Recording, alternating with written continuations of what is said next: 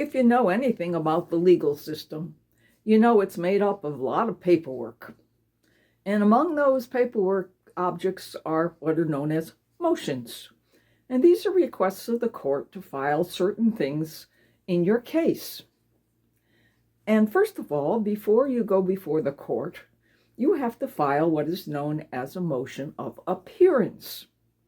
And what this does is this causes you to be recognized by the court that they will accept your case and they will follow through on it.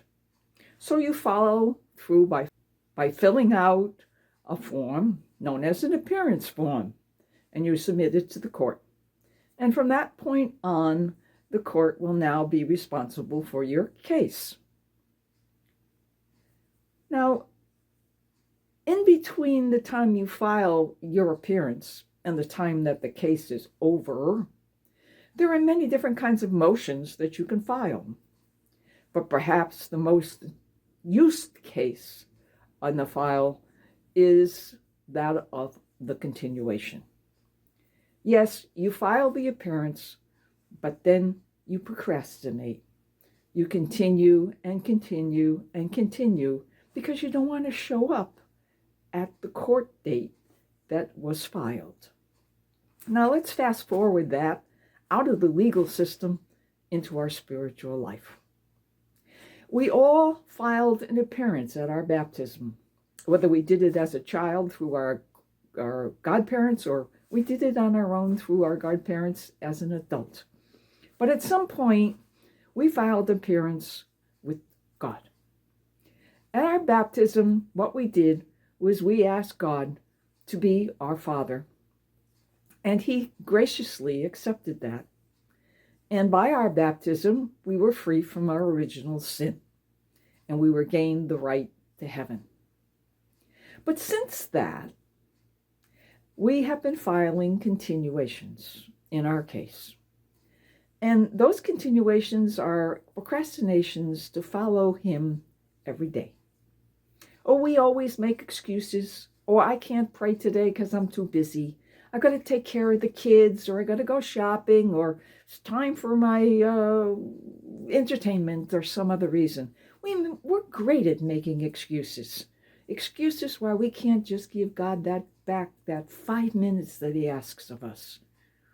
When we filed our appearance, we said that we wanted to be with Him and that we wanted to accept Him as our Father and that we wanted to have a relationship with Him. And if we're going to have a relationship, that relationship has to grow. And it can only grow if we spend time with Him.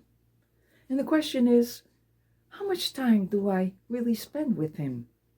Or is it just on Sundays or Saturday and I just go to church for 45 minutes or an hour and say, that's it for this week. Said hi to God. That's it. Or do I take time daily to say, God, I love you. Even if in my busy day, it's only 5 or 10 minutes. Do I wake up in the morning and thank Him for this day?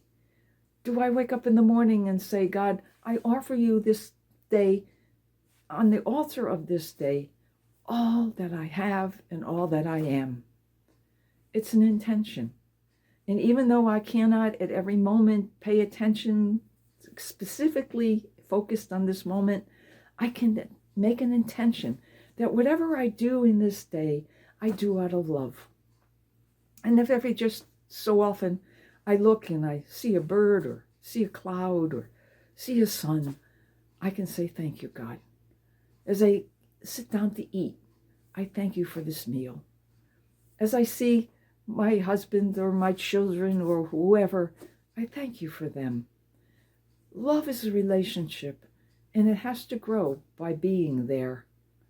And so it's not just a case of putting in an appearance at our baptism. And it's not just a case of continuing day after day to some other date, because we do not know when our case will be over. And the question is, have we filed the right motions? And the only motion that really is worth filing is our relationship with God and our love in return for His love.